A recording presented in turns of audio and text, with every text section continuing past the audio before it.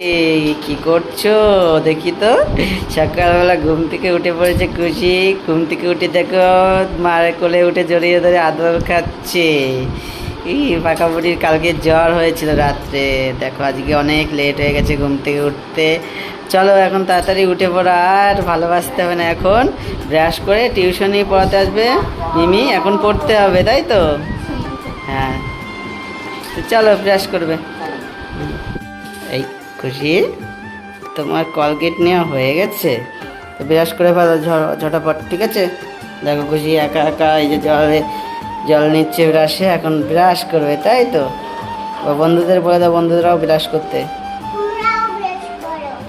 ঠিক আছে। হ্যাঁ, তাতে পোকা হবে না ব্রাশ করলে, ঠিক বলেছ।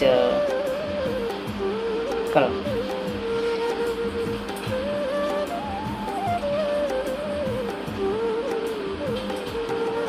তো বন্ধুরা খুশির এখন ব্রাশ করা হয়ে গেছে, এখন বিস্কুট খাচ্ছে।